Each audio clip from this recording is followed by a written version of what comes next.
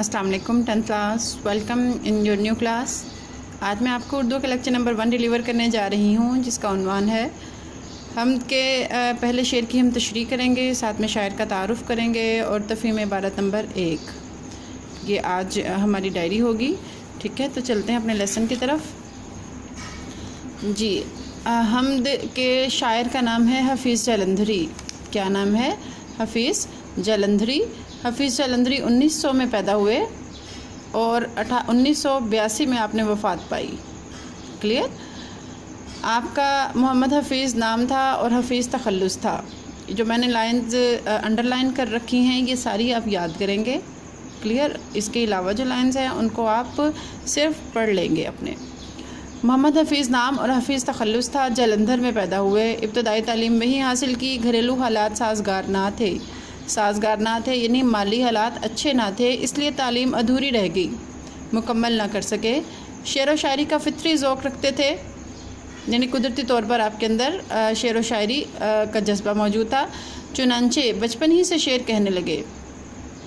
इसके अलावा मुशायरों ने इन्हें शोहरत दी। 1947 में पाकिस्तान चले आए। 1982 में लाहौर में फ़ौत हुए। इनका मज़ार इकबाल पार्क में मीनार पाकिस्तान के करीब वाक़ है। ज़ुबान की सफ़ाई और सादगी, सोज़ोगुदाज़ और मौसीक़ियत इनके कलाम की नुमायाँ खूबियाँ हैं। पाकिस्तान का कौमी तराना इनकी एक बाइसे फ़ख्र तख्लीक है। ऑब्जेक्टिव में आमतौर पे ये क्वेश्चन जो है वो बहुत ज़्यादा आ जाता है कि पाकिस्तान के कौमी तराने की तख्लीक के जो है वो किस शायर की है। ठीक है, हफीज़ जालंधरी एक कादिरुल कलाम शायर थे। इसके अलावा शाहनामा इस्लाम इनकी एक काबिल कदर तख्लीक है। ये उर्दू की कौमी, मिली और रज़मिया शायरी में उम्दा इजाफ़ा है। रज़मिया शायरी मैंने यहाँ लिखी हुई है कि कौन सी शायरी होती है, ऐसी जंगी शायरी जो जंग के वाक़यात पर मबनी शायरी हो। ठीक है, जंग के लिए जज्बा उभारने वाले जो तराने हैं उसको रज़मिया शायरी कहा जाता है। इनकी चंद तसानीफ़ ये हैं: तलख़ाबा शीरीं, सोज़ोगुदाज़, हफीज़ के गीत, हफीज़ की नज़में और च्यूंटी नामा। क्लियर? चलते हैं तशरीह की तरफ। हम का पहला शेर है जी, उसी ने एक हरफ़े कुन से पैदा कर दिया आलम। उसी ने एक हरफ़े कुन से पैदा कर दिया आलम, कशाकश की सदाए हाउ हू से भर दिया आलम। इसके अंदर जो मुश्किल वर्ड्स हैं वो देख लीजिए। कुन से क्या मुराद है? कुन अरबी ज़ुबान का लफ्ज़ है जिसका मतलब है हो जा। पैदा कर दिया आलम, आलम से मुराद है दुनिया। कशाकश, कशमकश, सदाए हाउ हू यानी मुख्तलिफ़ आवाज़ों से जो है वो इस दुनिया को अल्लाह ताला ने भर दिया है। तशरीह का पैटर्न आपको पता है, आपने कैसे करना होता है। शुरू में आप शायर के बारे में एक दो लाइन जो आप तारुफ़ से याद कर चुके हैं, एक दो लाइन्स लिखेंगे। लिखने के बाद फिर आप तशरीह की तरफ आएंगे। तो शायर इस शेर में क्या बयान कर रहा है कि अल्लाह ताला ने सिर्फ़ एक हर्फ कुन से पैदा कर दिया है आलम, यानी जो दुनिया है अल्लाह ताला ने एक हर्फ कुन। कुरान पाक में अल्लाह ताला का इरशाद है, इन्नमा अमरुहु इज़ा अरादा शैअन अन यक़ूल लहू कुन फ़यकून। इसका तर्जुमा क्या है कि इसकी शान ये है कि जब वो किसी चीज़ का इरादा करता है तो फरमा देता है कुन, यानी हो जा, तो वो हो जाती है। यानी अल्लाह ताला को करने के लिए इंसान जो है वो कोई भी काम करना चाहता है तो सोचता है, पहले मैं प्लानिंग करता है क्या करना है, किस तरह से करना है, लेकिन अल्लाह ताला को किसी भी किस्म की प्लानिंग की ज़रूरत नहीं। वो जो जिस काम को करना चाहता है उसके लिए वो सिर्फ़ और सिर्फ लफ्ज़ कुन कहता है और वो काम हो जाता है। यानी अल्लाह ताला ने शायर इस शेर में क्या बयान कर रहा है कि अल्लाह ताला ने पूरी दुनिया, पूरी जो कायनात है वो सिर्फ़ और सिर्फ एक लफ्ज़ कुन कहकर पैदा कर दी है।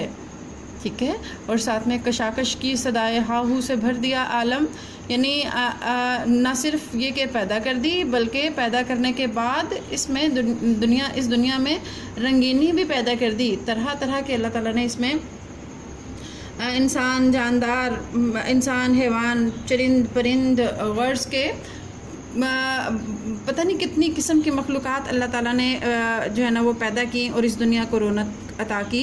अल्लाह ताला के हुक्म के बगैर ना कोई काम होता है और ना ही हो सकता है, क्योंकि तमाम दुनिया का खालिक व मालिक सिर्फ़ और सिर्फ अल्लाह ताला ही है। ٹھیک ہے، وہ ہر چیز پر قادر ہے، وہ ہر چیز پر محیط ہے۔ اس نظم کے پہلے شعر میں شاعر یہی بیان کرنے کی کوشش کر رہا ہے۔ کلیئر؟ اب ہم چلتے ہیں اپنے سبق تفہیم عبارت کی طرف۔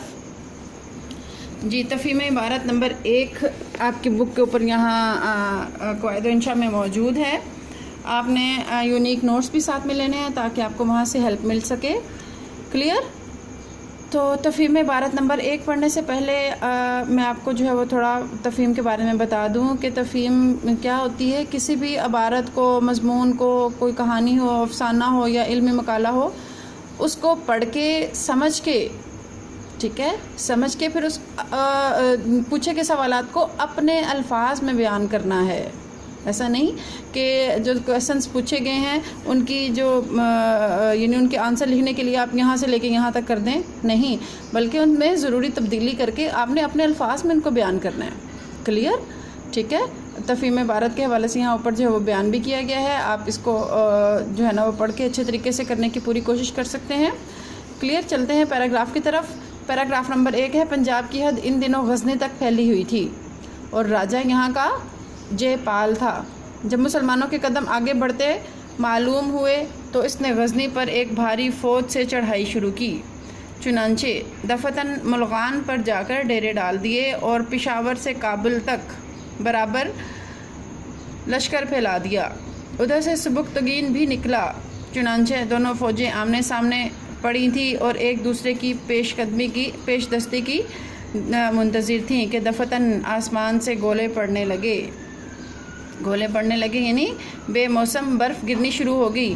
وہ لوگ تو برف کے کیڑے تھے، انہیں خبر بھی نہ ہوئی۔ ہندوستانی بیچارے اپنے لحاف اور رضائیاں ڈھونڈنے لگے، مگر وہاں رضائی کا گزارا کہاں؟ سینکڑوں اکڑ کر مر گئے، ہزاروں کے ہاتھ پاؤں رہ گئے، جو بچے ان کے اوسان جاتے رہے۔ ٹھیک ہے، اب نیچے سوالات دیے گئے ہیں، سوالات کے جواب آپ نے ڈھونڈ کے اپنے الفاظ میں بیان کرنے ہیں۔ کلیئر؟